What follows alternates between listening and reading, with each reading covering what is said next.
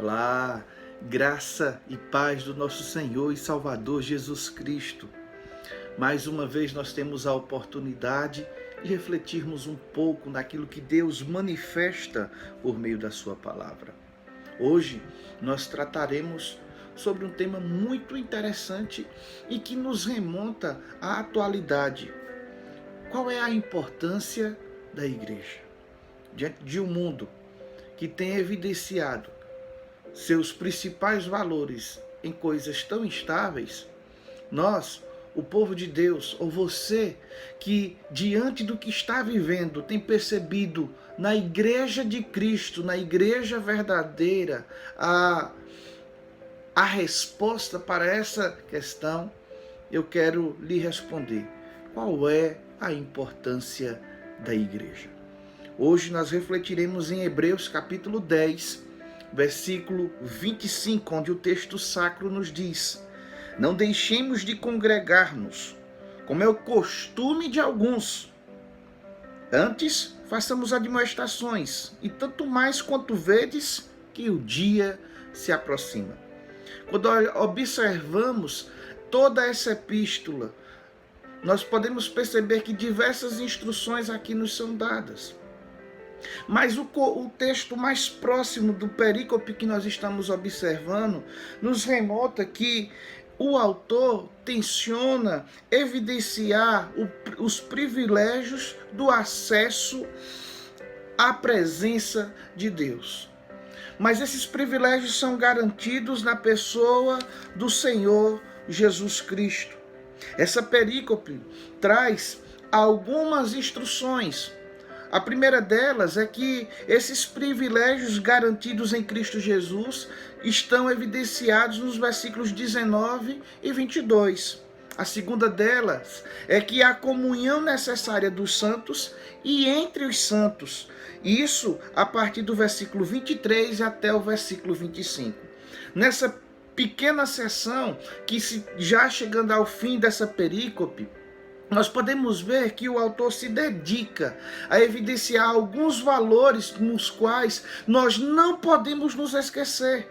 O Evangelho de Cristo independe de circunstâncias, e aqueles que foram alcançados por este Evangelho transformador não deixam de ser crentes, não deixam de ser a igreja, o povo de Deus.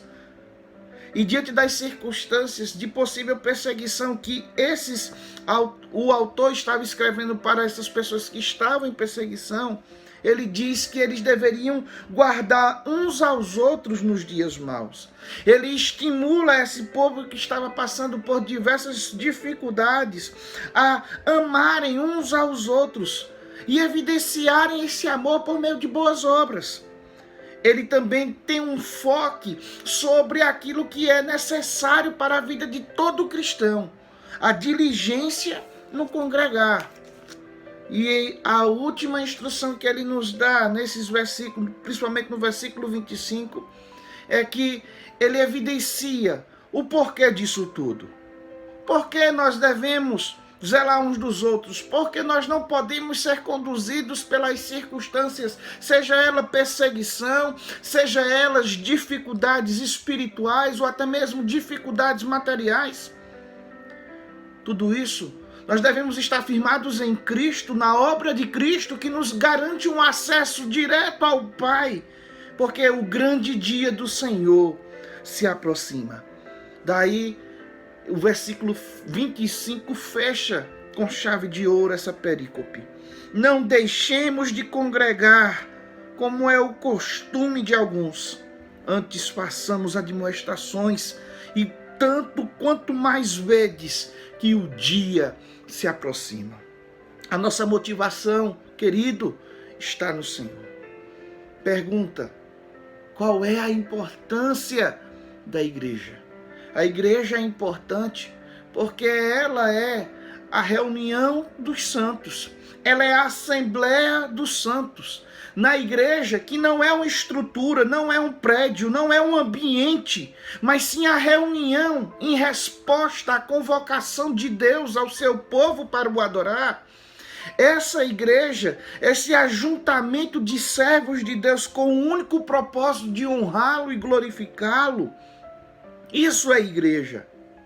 Diante do que nós estamos refletindo, alguns conselhos para mim e para a sua vida. Seguirei o conselho de Michael Goen, falando um pouco sobre a intencionalidade da igreja diante da realidade em que ela está vivendo. Ele diz que, abre aspas, a própria igreja deve ser um corpo transformado, um retrato da ordem social que Deus pretende para a vida humana. Por que a igreja é importante? Ela é importante porque ela é a mão, o braço estendido do Deus que age.